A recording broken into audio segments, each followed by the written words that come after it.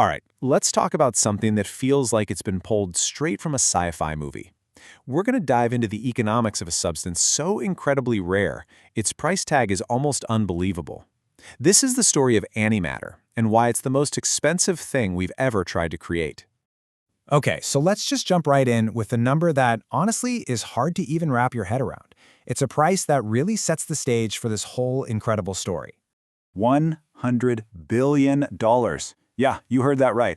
And that's not for a skyscraper or a fleet of jets. That is the estimated cost for just one single gram of antimatter. It's a number so huge it barely feels real. To try and put that into perspective, because that number is just wild. $100 billion is more than the entire yearly economic output, the GDP, of well over half the countries on the planet. For the price of a single gram, you could buy a major corporation. So you gotta be asking, right? Why? How could anything be that expensive? Well, the secret isn't really about what antimatter is, but the absolutely insane process it takes to actually make it. To get why it costs so much, we have to take a look inside the factory. And I'm using that term pretty loosely here. We're talking about places like CERN, which are home to some of the biggest, most complex machines ever built by humankind. The whole thing is this wild mix of just brute force and incredible precision. First, you take protons, the little positive particles inside an atom, and you use these massive magnets to fire them up to, get this, over 99.9% the speed of light. And then comes the smash.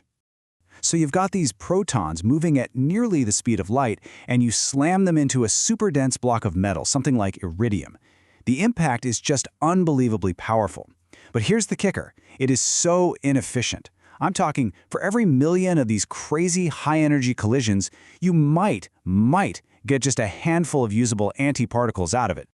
But wait, how does smashing things together create something new? Well, there's this great analogy for the physics at play. You can think of it like using the universe's strong force as a kind of cosmic rubber band. Okay, so the strong nuclear force, that's basically the superglue that holds the nucleus of an atom together. It's incredibly powerful. And when you have these high-energy collisions, it's like you stretch that force. You stretch that cosmic rubber band until it just snaps. And all the energy from that snap, poof, it instantly converts into a brand new pair of particles. One is normal matter, and the other is its mirror image, antimatter. You're literally creating mass out of pure energy. So we've seen the incredible effort, the mind-boggling cost. You'd think the payoff has to be just as massive, right? Well, this is where the story gets really, really weird. I mean, think about it. After pouring in enough electricity to power a small city into one of the largest machines on Earth, what do you get back? Is this the ultimate energy source we've all been waiting for? And here it is, the great paradox of antimatter. The energy you pour in is just colossal, but the energy you actually get out from the tiny amount of antimatter you manage to create, it's practically nothing. Let that sink in for a second. If you took all the antimatter that humanity has ever created in all the labs around the world for decades, and you combined it all to release its energy, you wouldn't have enough power to boil 1 cup of tea. So let's just recap this paradox, because it's nuts. In more than 50 years of trying, our total production is measured in nanograms. That's billionth of a gram.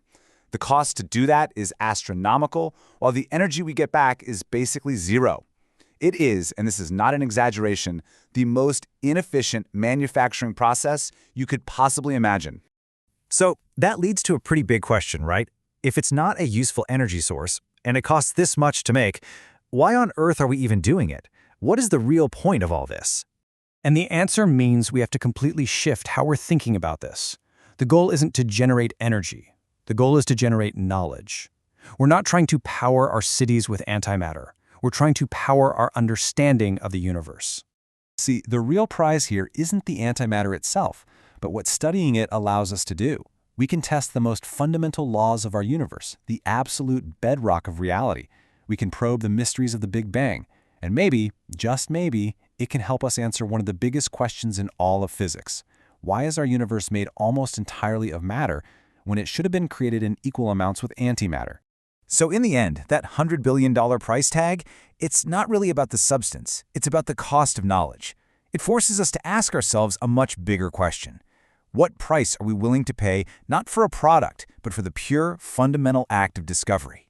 What's the value of seeing the very fabric of our universe in a way no one has ever seen it before?